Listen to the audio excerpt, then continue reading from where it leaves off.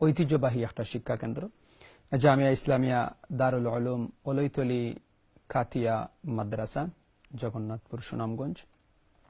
ও প্রতিষ্ঠানটা দেখমু, পাশাপাশি এই ঐতিহ্যবাহী মাদ্রাসার পাশেই মাঠেই শুয়ে আছেন আল্লামা আমিনউদ্দিন শাইখে কাতিয়া হজরতের কবরও আমরা দেখমু, পাশাপাশি একটা বালিকা মাদ্রাসা ও হজরতের হাতে ভিত্তি স্থাপন যে প্রতিষ্ঠান রয়েছে এই প্রতিষ্ঠানটাও আছে। আউকা এই প্রতিষ্ঠান দেখমু হাওর অঞ্চল জগন্নাথপুরের খাতিয়া এই অঞ্চলটাও আমরা দেখমু। কুশিয়ারার চমৎকার এই সুন্দর নদী, কুশিয়ারার নদীটার একটা অঞ্চল, একটা সাইটও আমরা দেখমু। আশা রাখি আপনারা সকলের ভালো লাগবো। সবচেয়ে ভালো লাগবো শেখ কাতিয়া রহমতুল্লাহ আলাইহির স্মৃতি বিজড়িত জন্মভূমি ওলইতলি কাতিয়া মাদ্রাসা আমরা দেখলি ইনশাআল্লাহ।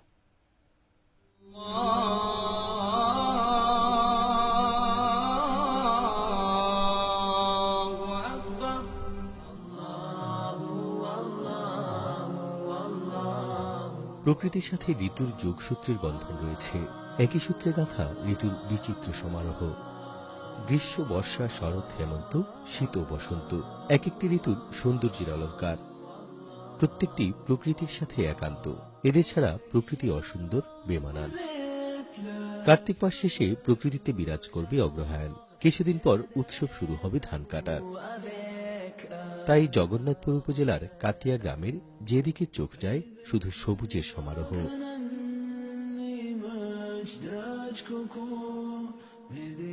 অন্য পাশে বয়ে চলেছে ঐতিহ্যবাহী কুশিয়ারা নদী। নদীতে খেলা করছে রূপালী জল, যে নদী বিভক্ত করেছে সুনামগঞ্জ ও হবিগঞ্জকে।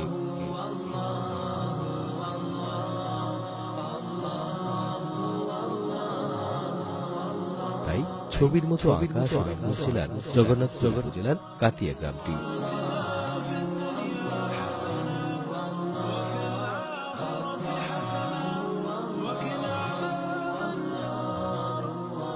সেই গ্রামের সরু পথ ধরে ভেতরে প্রবেশ করলে চোখে পড়বে জামিয়া ইসলামিয়া দারুল উলুম আলইতলি ও কাতিয়া মাদ্রাসা।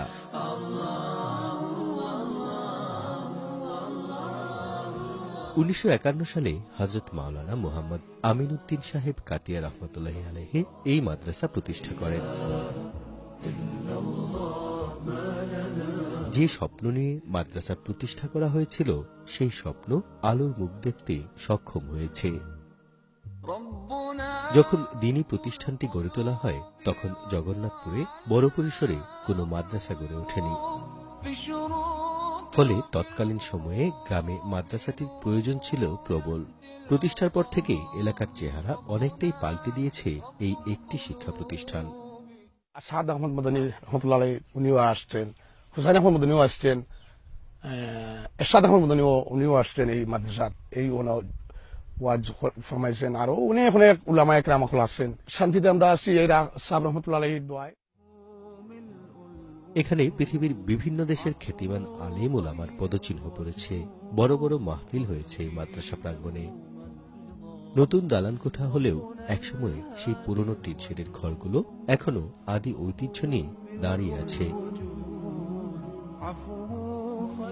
বাংলাদেশের বিভিন্ন অঞ্চলের শিক্ষার্থী এই মাদ্রাসা থেকে টাইটেল শেষ করে যেমন বেরিয়ে যাচ্ছেন, তেমনি দূর দূরান্ত থেকে শিক্ষার্থীরা এখানে এসে ভর্তি হচ্ছেন।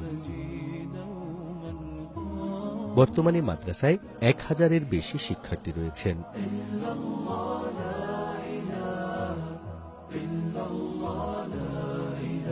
মাদ্রাসায় যে লাইব্রেরি রয়েছে সেখানে বহু মূল্যবান এবং দুষ্প্রাপ্য কিতাবাদি রয়েছে।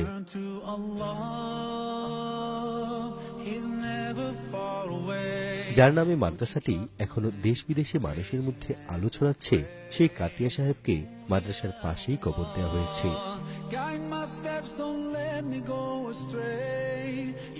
মাদ্রাসার পাশেই রয়েছে মসজিদ, তবে মসজিদটিতে কোনো উন্নয়নের ছোঁয়া লাগেনি। মাদ্রাসার শিক্ষক শিক্ষার্থী এখানেই নামাজ আদায় করেন। মসজিদের পাশেই রয়েছে 300 কক্ষের আবাসিক হল। সড়কের বিপরীতে বড় যে পুকুর রয়েছে তার পাশেই মহিলা শিক্ষার্থীদের আলাদা ভবন।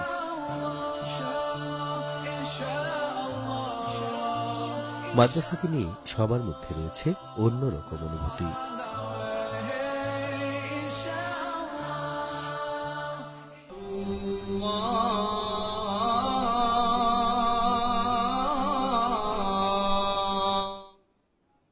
মাশাআল্লাহ, অত্যন্ত সুন্দর ঐতিহ্যবাহী এই প্রতিষ্ঠানটা আমরা দেখলাম।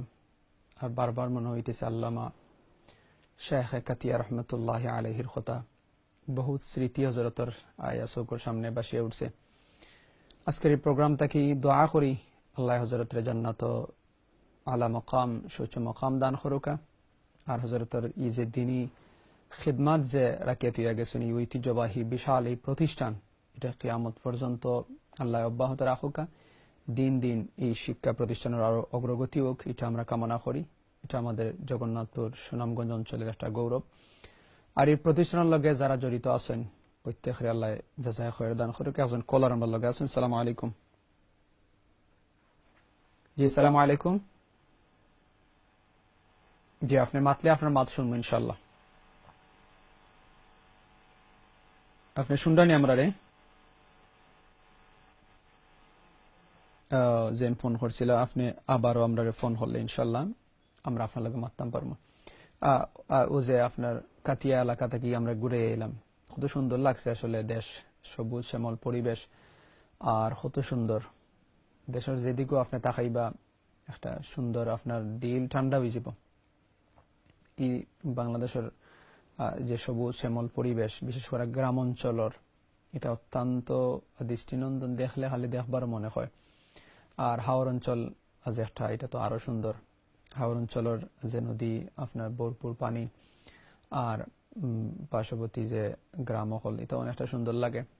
আমরা কাতিয়া এই ঐতিহ্যবাহী গ্রামটাও দেখলাম, আর কাতিয়া বাজার। আর সবচেয়ে বড় ভালো লাগছে যে কাতিয়া জামে মসজিদ এবং কাতিয়া দারুল উলুম দাওরা হাদিস টাইটেল পর্যন্ত এই মাদ্রাসা আমরা দেখছি। বহু আগে গেছিলাম মাদ্রাসাত, আর এই মাদ্রাসা আজকে দেখে খুব ভালো লাগছে। আর হযরতের মকবরা কবরখান দেখেও ভালো লাগছে। আল্লাহ কবরও আল্লাহর রহমতের বর্ষণ খরুকাই কবরের রূপে আমরা দোয়া করি। আর সবচেয়ে বড় কথা হয়েছে যে এই সমস্ত প্রতিষ্ঠান হল থাকার কারণে আমরা দেশের মানুষ আদর্শ চরিত্রবান হইয়া গড়িয়া উঠরা। আলেম ওলামা হাফিজে কোরআন এরা এই প্রতিষ্ঠান হল না থাকলে আমরা কিন্তু উইতে পারলাম না। অনেক পাশাপাশি এলাকার মানুষ সকলতে যে সার্বিক সহযোগিতা করেন, এটা কিন্তু বহুত বড় একটা জিনিস। ও দেশও আমরা মসজিদ হোক মাদ্রাসা হোক, এটা আপনার কয়েকশো হাজার পাউন্ডের প্রজেক্ট নেওয়া একটা